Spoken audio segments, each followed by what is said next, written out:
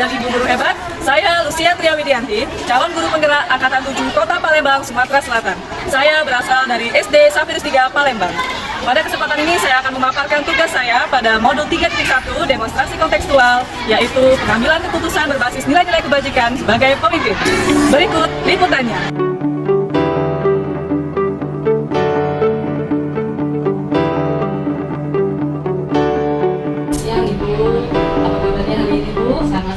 Puji Tuhan, kami sehat dan baik-baik saja, ya sehat ya Bu ya. Baik, terima kasih Bu saya ucapkan pada Ibu karena telah memberi saya kesempatan pada siang ini berkaitan dengan apa yang saya sampaikan kemarin, bahwasanya pada hari ini saya akan mewawancarai Ibu. Izin ya Bu ya, pada hari ini saya mewawancarai Ibu. Baik Ibu, seperti yang kita ketahui ya Bu ya, bahwasanya sebagai pemimpin atau kepala sekolah itu memiliki peran yang sangat besar ya Bu. Terutama kita ini sebagai kepala sekolah itu harus memutuskan, mengambil keputusan. Nah di sini yang ingin saya tanyakan, apakah Ibu pernah mengalami masa di mana Ibu merasa sulit dalam mengambil keputusan? Ya.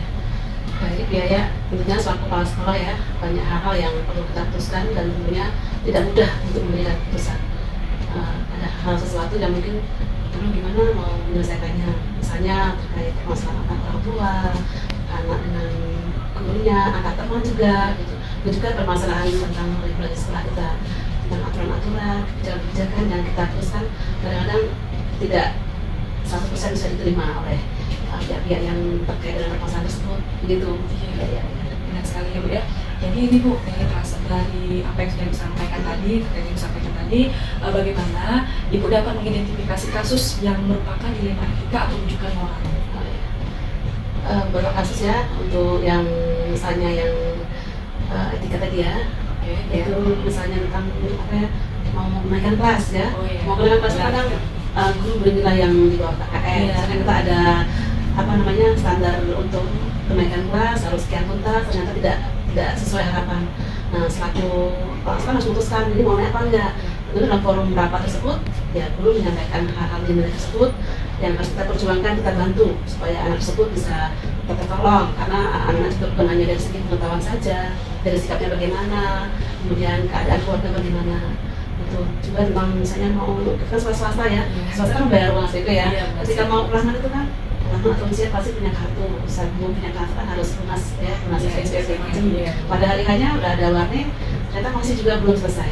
Itu kan juga bahasa juga ada rasa kasihan, nggak punya kartu, nggak bisa ikut ulangan, tapi dia belum lunas, bagaimana caranya? Akhirnya kita komunikasikan di sana. Baik Bu, jadi dari apa yang telah Ibu sampaikan tadi, bagaimana Ibu menjalankan pengambilan keputusan di sekolah ini, terutama untuk kasus di mana ada dua kepentingan. Maksudnya di sini kepentingan ini atau apakah sama-sama benar atau sama-sama mengandung nilai kebajikan? Kalau itu biasanya pertama kita bicarakan bersama dengan dewan guru, ada dewan kepala sekolah ya. Ketika tidak tempat di situ, kita bisa mendapatkan komite dan tentu juga yayasan yang berperan dengan membantu keputusan tersebut. Nanti ada peran serta juga dari komite ya Bu ya. Baik Bu. Nah dari apa yang disampaikan tadi, langkah-langkah atau prosedur seperti apa yang biasa Ibu lakukan selama ini? Misalnya contoh tentang apa namanya kenaikan kelas tadi ya, kita mencari data dulu dari nilai yang kita dapat, sisi yang akan kita bantu di mana, kita mencari data-data dulu, di mana latar belakang anak tersebut, ekonominya bagaimana, keadaan keluarganya, dan apa sifat anak tersebut bagaimana, seperti itu ya. Latar belakangnya. Iya, latar belakang sebenarnya. Kemudian kita cari data-datanya, kita identifikasi dalam forum tersebut, tempat guru, kepala sekolah, itu dalam satu forum untuk bisa diambil keputusan. Baik, nah dari langkah-langkah tersebut ya Bu, hal-hal apa saja yang selama ini Bu anggap efektif dalam pengambilan keputusan pada kasus-kasus dilema etika? Iya.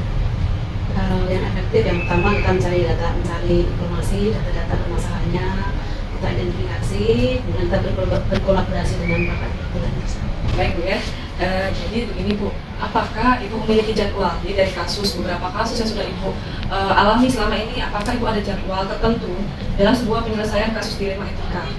Apakah Ibu langsung menyelesaikan di tempat, atau memiliki sebuah jadwal untuk menyelesaikannya, bentuk atau prosedur seperti apa yang Ibu jalankan? Kalau itu tergantung permasalahannya. Misalnya sederhana, simpel ya, itu bisa kita selesaikan hari itu juga dapat keputusan ya, sehingga semuanya tuntas selesai. Tapi ketika permasalahan besar, ini biasanya permasalahan anak-anak biasanya ya itu tentu butuh proses panjang. Itu kita buat tim ya, atas lima saya dengan kepala sekolah ya, kemudian memanggil ya siapa yang terkait dengan permasalahan tersebut, kita cari informasi, kita cross check datanya, kemudian kita temukan, kita diskusikan, kita bicarakan bersama, kemudian kita ambil keputusan secara keluargaan yang bijak, sehingga dua belah pihak yang mungkin merasa benar tadi menerima hasilnya. Tapi ketika sampai tingkat kami intern ya dulu, kemudian lari ke kepala sekolah tidak tuntas ya, saling membuatnya sama egoisnya ya, karena ya, sombongannya atau juga aku ini benar pokoknya gitu ya, ada orang yang punya seperti itu kan. Itu bisa jadi kami menggandeng atau merangkul komite untuk sedikit memberikan bantuan untuk mengarahkan supaya bisa menerima keputusan, dan jika memang tidak sukses kami bisa mengadakan yayasan untuk menyelesaikan membuat keputusan yang bijak, bisa menerima kedua pihak terkait dengan baik, itu sehingga hasilnya juga nama swasta juga terkait. Jadi memang ada orang lain ya Bu ya, dari faktor-faktor yang selama ini mempermudah membantu Ibu ini ialah dari dari bimbingan konseling di sekolah kita ya Bu ya. Lalu tadi bantuan dari yayasan kita ya Bu ya, kalau memang dari kepala sekolah dan lain belum bisa menyelesaikan. Jadi Bu, dari semua yang telah disampaikan tadi ya Bu ya, pembelajaran apa yang dapat Ibu petik dari pengalaman Ibu mengambil keputusan pada dilema etika? Apa yang kami petik itu dalam kita menentukan suatu keputusan itu kita memiliki banyak pertimbangan macam-macam ya, dan konsekuensinya apa yang kita putuskan tadi itu, dan juga nilai universal yang dimiliki sekolah juga ikut terkait di situ. Oke, benar sekali ya Bu. Jadi memang pertimbangan, konsekuensi pasti ada ya. Dari setiap keputusan kita pasti ada, tidak semua pihak ya, tapi kita kembali ke nilai universal sekolah kita ya Bu ya. Luar biasa sekali Bu. Baik, banyak ya Ibu atas waktunya. Saya doakan semoga Ibu selalu sehat, lalu lancar dalam menjalankan tugas, terutama dalam memimpin kami Bapak Ibu guru di SD Safri Pendidikan ini ya Bu ya. Sama-sama semangat juga untuk biaya dalam menyelesaikan program negara. Iya Bu, semangat ya. Semangat Ibu. Iya. Terima kasih Bu, selamat siang. Selamat siang Ibu, apa kabarnya hari ini? Puji Tuhan, sehat juga saya Bu. Ibu, saya mengucapkan terima kasih karena pada kesempatan ini saya diberikan waktu, karena berkaitan dengan yang saya sampaikan kemarin bahwa pada hari ini saya akan mewawancarai Ibu. Terima kasih ya Ibu atas kesempatannya. Ibu ya, ada yang saya tanyakan, apakah Ibu pernah mengalami masa di mana Ibu merasa sulit dalam mengambil keputusan? Tanya pernah mengalami atau tidak, itu pernah. Karena kasusnya ini sih dimulai dari anak-anak itu terjadi pada anak kelas TK, di mana anak ini salah satunya termasuk anak autis satu.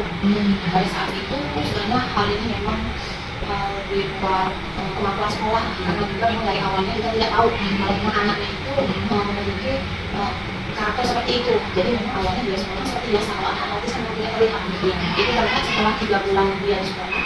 Itu kalau didekatkan dia itu tidak terima, lalu dia itu langsung ngamuk dan menyakiti temannya itu. Dari yang Ibu sampaikan tadi, menurut Ibu bagaimana Ibu identifikasi kasus yang merupakan apakah Ibu dilema etika, apakah pendidikan moral kasus yang saya tadi? Ya, kalau dari kasus yang saya sampaikan itu saya mau menuju ke dilema etika, karena di situ saya itu merasa agak bingung karena memilih antara dua pilihan tadi, di mana kedua pilihannya itu memang berkaitan secara moral, jadi bukannya ke arah yang lainnya itu, makanya saya mau pergi ke dilema etika. Baik, dari dilema etika tadi ya Bu ya, bagaimana Ibu menjalankan pengambilan keputusan di sekolah ini, terutama untuk kasus di mana ada dua kepentingan yang sama-sama benar atau sama-sama mengandung nilai kebajikan? Harus langsung bijaknya ya, pastinya saya harus mencari data-data benar apa tidak ada yang kita baca langsung dan belah dari peluang ini atau kemudian kemudian juga dari itu juga saya juga berdiskusi pertama kepada gurunya ya. Jadi apa yang disampaikan dari ini sudah termasuk langkah-langkah ya Bu ya, langkah-langkah hal-hal apa saja yang selama ini Bu anggap efektif dalam pengambilan keputusan pada kasus dilema etika? Ya, yang saya saat dalam kasus ini yaitu saya memanggil kedua orang tua murid tadi, tapi tidak secara langsung, jadi satu persatu karena saya ini baru ya, jadi mungkin untuk mengambil keputusan masih ada ragu-ragu ya, dan ragu ya dia takutnya ini benar atau salah, kemudian namanya kurang berani, mengambil keputusan. Karena setelah Ibu sampaikan tadi, kira-kira Ibu, apakah Ibu memiliki sebuah jadwal tertentu dalam sebuah penyelesaian kasus dilema etika ini, apakah Ibu langsung menyelesaikan di tempat atau memiliki sebuah jadwal untuk menyelesaikannya? Bentuk atau prosedur seperti apa yang Ibu jalankan? Tidak ada. selama ini untuk menyelesaikan masakan ya. Iya. Kalau untuk jadwal itu tidak ada ya kalau untuk jadwalnya benar. Tapi kalau pada kasus yang kemarin itu memang sempat saya jadwalkan, cuma tidak tertulis. Iya. Nah, kendalanya pada saat dijadwalkan yang satunya ada, yang satunya tidak bisa. Jadi memang kalau untuk permasalahan sempat sih memang saya buat jadwal. Tadi adakah seseorang atau faktor-faktor yang selama ini mempermudah membantu ibu dalam mengambil keputusan dalam kasus dilema etika? Ya, itu ada beberapa faktor ya. Karena kita dalam satu sekolah kan menyiapkan kerja ya, jadi memang bukan hanya seseorang, jadi memang kita kolaborasi bersama-sama. Jadi kalau untuk pemecahkan permasalahan, apalagi yang menyangkut sekolah, itu kita pasti duduk bareng. Jadi kita bersama-sama memikirkan dan mencari solusi yang terbaik. Dari semua hal yang ibu sampaikan tadi, pembelajaran apa yang dapat ibu petik dari pengalaman ibu dan mengambil keputusan dilema etika ibu? Ya, pembelajaran dari kasus yang saya alami ya. Intinya dari masalah itu, jika dalam mengambil keputusan itu memang tidak boleh dalam keadaan emosi ya. Jadi memang marah seperti itu, karena dalam keadaan marah seperti itu otomatis pikiran kita itu tidak baik.